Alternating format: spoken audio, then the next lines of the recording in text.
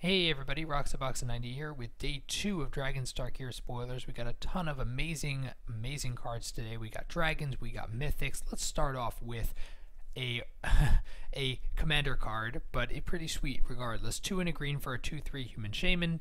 That is Shaman of Forgotten Ways. Tap it to add 2 mana of any color combination to your mana pool, and you can only spend it to cast creature spells. We've seen this before on cards like Somber World Sage. Those tend to do it in one color, and that's it for the boost. This card gives you flexibility, which is part of the big part of the reason that it's mythic. It gives you flexibility in setting up your colors, and it's a huge ramp forward. All you need is a turn 1 mana dork, and you get this guy out turn 2. Turn 3, it's almost, maybe not quite as powerful as Lotus Cobra as a driving card, but it's definitely a major ramper, and definitely can get you some seriously powerful board states quickly. That's probably a big part of the reason it's mythic. They also tacked on this ability Formidable, 11 mana, 9 and 2 green. Like, that's going to happen in any format but Commander. I guess it's technically possible, but really, come on. Tap it. Each player's life total becomes the number of creatures he or she controls. Activate this ability only if creatures you control have total power 8 or greater. So we've seen cards like Mosswork Bridge and the like, which, if you have 10 or more power in that case on the field, you can activate the ability. It's not impossible to get, especially in Commander. Very common in Commander to get those kind of abilities off, which is why I think this ability, which it pretty much reads like a Commander card, this ability is Commander focused. And I think the card is super powerful for Commander. I think it does have some strength in Constructed just because of how much and how powerful and flexible the ramp is. Even if you forget the Formidable ability, it's definitely a solidly playable card in multiple formats. Big fan. Probably also going to see some play in Cube. I'm definitely going to try it out. Ajutai's Command, we have a new command cycle. This one's multicolor, 2, a blue and a white for an instant. Choose 2. Return target creature card with the command cost 2 or less from your graveyard to the battlefield. You gain 4 life, counter target creature spell, draw a card. Realize that pretty much if you have the draw a card as one of the choices and any of the other abilities, it's already pretty good. I mean, technically the worst is gain 4, draw a card for 4. That's the worst. Most of the time, this is going to be what you want it to be. Very flexible, very good advantage. Of course, Powerhouse Unlimited. Definitely think that if they're in this vein, that we're probably going to see some constructed playable kinds. The charms have all been really solid in recent years, and this one is the same. Is it powerful monster in Commander? Not really. Maybe 1v1 dual Commander. Definitely a possibility, but outside of that, I don't see it being such a major Commander staple. But in Constructed, definitely has a lot of potential. Pristine Skywise is the first dragon. We have 6 for a 6/4 flying. Whenever you cast a non-creature spell, you can untap it and give it protection to color your choice on a turn. Holy cow, this is insane. Realize this pretty much gives it pseudo protection against anything, allows you to surprise your opponent's attackers. It's also a huge flying body and makes it very difficult to kill, very difficult to block. This card's going to be absolutely impossible to deal with in Limited. Real great card. Necromancer Dragon is a 5 for a 4/4 flying dragon. Whenever it deals damage to a player, you can pay 2 and you get a 2/2 black zombie, and each opponent puts top 2 cards. It's not that great. If you're dealing 4 damage consistently, the 2/2's kind of just a win more condition. It's definitely a good body in Limited, but I don't think it's quite as powerful as some of the others.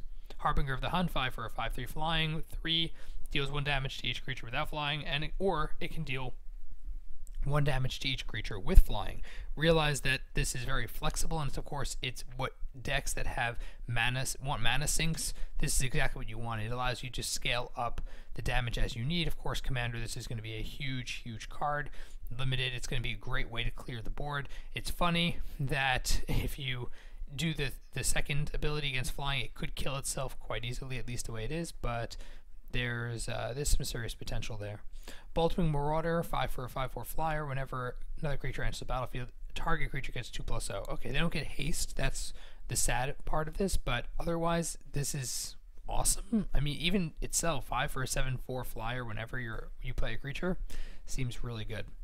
Arashan Sovereign is the last of the intro deck rares. It's 7 for a 6/6 flyer. Whenever it dies, you can put it on top or bottom of its owner's library.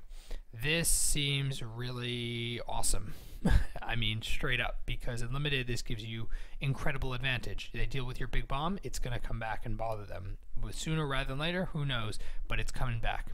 I like it a lot. It's definitely going to be a limited powerhouse.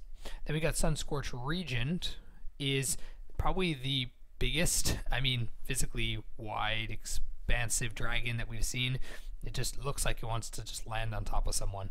I don't know why it's zapping anything. 5 for a 4/3 flyer flying. Whenever an opponent casts a spell, put a 1/1 counter on it and you gain 1 life. This is kind of cool because it puts it out of most removal range in terms of damage removal. Things like Lightning Bolt are far less effective. You at first thought you just Lightning Bolt it and it dies, but whenever an opponent casts any spell, 1/1 and you gain 1 life. This seems really, really good. It scales up over time. Multiplayer commander is going to love it. Multiplayer in general is going to love it. I definitely think this has even potential in standard. We're just giving you the life advantage and getting bigger and bigger the more your opponent tries to play. The game seems a surefire. I mean, it could easily, unless they remove it right up, it could easily become a 6/5, a 7/6 kind of flyer, and giving you the life gain is just that much more, I guess, cherry on top of the cake. Really interesting, really cool card. I'm loving what they're doing here, and I definitely think it has potential even for things like Cube. Waybo, the Waybo preview. This one is in Chinese, I believe.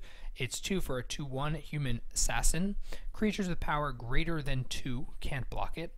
It has Megamorph of 3 whenever it's turned face up. Destroy target creature with power 3 or less an opponent controls. So pretty much it's 2/1 unblockable. That if you flip it up, it's a 3/2 or 3/2. Well, it's not unblockable, I should say, but it's near unblockable, at least against anything but jump blockers. And when it's turned face up, it blows up the opponent's best blocker to deal with him. I like it a lot. In limited, it's pretty much a 2 for 1 all the way around. In constructed, I don't know if it's quite there, but it gives you that advantage early game you want, especially if you flip up and swing, blow up their blocker, 3 damage straight. Seems really good to me. Definitely think there's a lot of potential with this card. So those are all our spoilers for this evening. I'd love to hear what you guys think about the cards. Definitely put them down below in the comment section. We can chat about them down there. If you enjoyed the video, please tap the like button. If you're new to the channel, check in and subscribe. As always, Ruxabucks90 signing out. I'll see you guys next time.